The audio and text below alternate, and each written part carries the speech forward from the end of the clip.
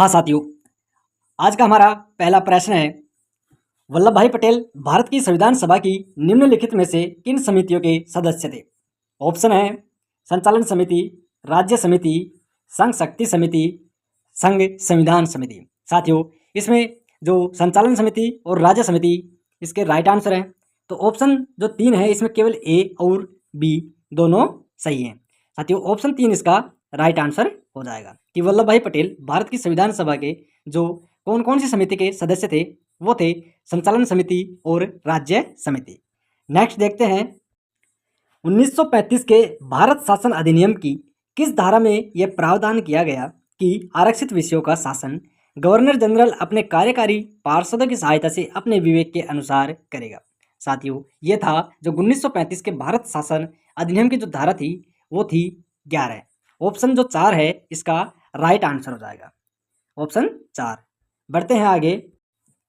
भारत शासन अधिनियम 1935 के अंतर्गत राज्य परिषद में सीटों के आवंटन के संदर्भ में निम्नलिखित में से कौन सा युग्म सुमेलित नहीं है? जो भारत शासन अधिनियम 1935 के अंतर्गत जो राज्य परिषद में सीटों का आवंटन था उसमें जो यूरोपियन 7 ये सही है, कुर्ग 1 और भारतीय ईसाई 2। साथियों, ये तीनों सही है, लेकिन ये इसमें आंग्ल भारतीय 3 ये असुमेलित है, यानी ऑप्शन जो 4 है इसका राइट आंसर हो जाएगा, ऑप्शन 4। आंग्ल भारतीय 3 नहीं है साथियों इसमें। भारतीय संविधान सभा के संवैधानिक सलाहकार बी.एन. राव ने भारत के अलावा किस देश के संविधान की रूपरेखा तैयार करने में महत्वपूर्ण भूमिका निभाई? ऑप्शन है पाकिस्तान, नेपाल, बर्मा, श्रीलंका। साथियों, ये बताना है कि जो भारतीय संवैधानिक सलाहकार थे जो बी.एन. राव, उसने भारत के अलावा किस देश के संविधान की रूपरेखा तैयार करने में अपनी महत्वपूर्ण भूमिका निभाई? वो है बर्मा। ऑप्शन 3 है बर्मा, इसका राइट आंसर हो जाएगा। नेक्स्ट है, संविधान सभा की प्रारूप समिति की पहली बैठक कब हुई थी?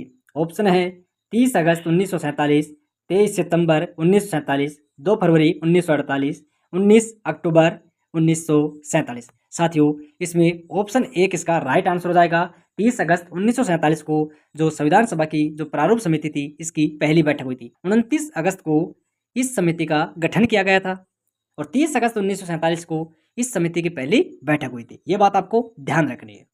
देखते हैं आगे, निम्नलिखित में से किस राजनीतिक दल की राष्ट्रीय कार्यकारिणी ने 1948 में भारत की संविधान सभा को भंग करने का आह्वान किया था? ऑप्शन है socialist party, forward block, Swaraj party, schedule caste federation. साथियों, सोशलिस्ट पार्टी इसका राइट आंसर हो जाएगा, ऑप्शन 1 इसका राइट आंसर है। यानी कौन से राजनीतिक दल की राष्ट्रीय कार्यकारिणी ने 1948 में भारत की जो संवैधानिक सभा को भंग करने का आह्वान किया था वो था सोशलिस्ट पार्टी। नेक्स्ट है, भारत के नए संविधान की रचना करते समय भाषाई प्रांतों तथा इसी प्रकार की अन्य मांगों को पूरा करना सबसे जटिल समस्या सिद्ध होगी। निम्नलिखित में से यह कथन किसका है? साथियों, यह कथन है बी.एन. राव। ऑप्शन जो 4 है इसका राइट आंसर हो जाएगा। 26 जनवरी 1950 को किसने कहा, हम विरोधाभासों की दुनिया में प्रवेश करने जा रहे हैं? ऑप्शन है जवाहरलाल नेहरू, भीमराव अंबेडकर, राजेंद्र प्रसाद, महात्मा गांधी। साथियों, इसका राइट आंसर हो जाएगा भीमराव अंबेडकर। ऑप्शन 2 है इसका राइट आंसर है कि हम विरोधाभासों की दुनिया में प्रवेश करने जा रहे हैं। यह कथन था भीमराव अंबेडकर का। निम्नांकित कथनों पर विचार कीजिए। देखते हैं, संविधान सभा के सदस्यों भारत शासन अधिनियम 1935 के अधीन स्थापित प्रांतीय विधानसभाओं के सदस्यों द्वारा प्रत्यक्ष विधि से चुने गए थे। नेक्स्ट है, प्रत्येक प्रांत की सीटों को 3 प्रमुख समुदायों हिंदू, मुसलमानों और सिखों में उनकी जनसंख्या के अनुपात में बांट दिया गया था। साथियों, इसमें से सही विकल्प का चयन करना है। साथियों, इसमें जो पहला ऑप्शन है कि जो प्रांतीय विधानसभाओं के सदस्यों द्वारा प्रत्यक्ष विधि से चुने गए थे, ये बिल्कुल गलत है। साथियों, भारतीय संविधान सभा के सदस्यों का चुनाव जो भारत शासन अधिनियम 1935 के अधीन स्थापित यानी विधानसभा के सदस्यों द्वारा अप्रत्यक्ष निर्वाचन से चुने गए थे। ये ऑप्शन इसका गलत है, ये गलत बता रहा है। साथियों, देखिए बी ऑप्शन देखते हैं कि प्रत्येक प्रांतों की जो सीट हैं यानी 3 प्रमुख समुदायों हिंदू, मुस्लिम, सिखों में उनकी जनसंख्या के अनुपात में बांट दिया गया था, ये भी बिल्कुल गलत है, क्योंकि ये जो है ना हिंदू, मुसलमानों और सिखों, ये बता रहा है। साथियों, प्रत्येक प्रांत की सीटों को 3 प्रमुख समुदायों में बांटा गया था। वो कौन-कौन से थे? सामान्य, मुस्लिम और जो सिख है, उनकी जनसंख्या के अनुपात में बाँट दिया गया था। और साथियों, एक बात और ध्यान रखनी है कि लगभग 10 लाख व्यक्तियों पर संविधान सभा में 1 सदस्य होगा, ये भी तय किया गया था। तो इसमें इसका जो राइट आंसर हो जाएगा ए, बी, इसमें दोनों गलत हैं, तो ऑप्शन 3 है इसका राइट आंसर हो जाएगा।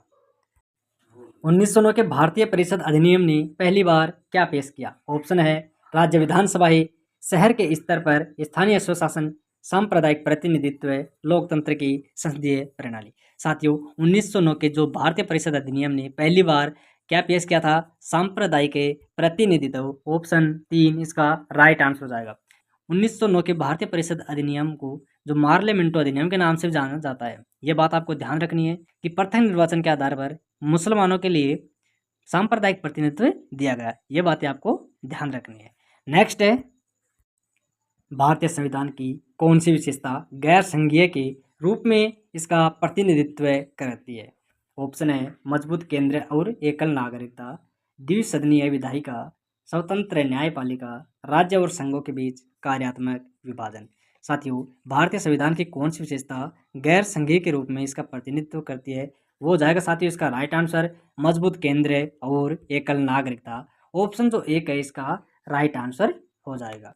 नेक्स्ट देखते हैं, निम्नांकित में से किसने बेनेगल नरसिंह राव को भारत की संविधान सभा का संवैधानिक सलाहकार नियुक्त किया? साथियों, बेनेगल नरसिंह राव को BN राव के नाम से भी जानते हैं।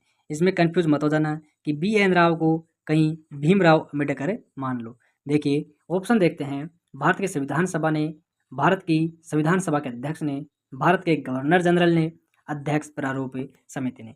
इसका राइट आंसर हो जाएगा ऑप्शन जो 3 है हमारे पास, भारत के गवर्नर जनरल ने। साथियों, किसने बेनेगल नरसिंह राव को भारत की संवैधानिक सभा का संवैधानिक सलाहकार नियुक्त किया था? वो है भारत के गवर्नर जनरल ने। हाँ साथियों, वीडियो को लाइक करना ना भूले। आज के लिए बस इतना ही। मिलते हैं नेक्स्ट क्लास में। जय हिंद, जय भारत, धन्यवाद।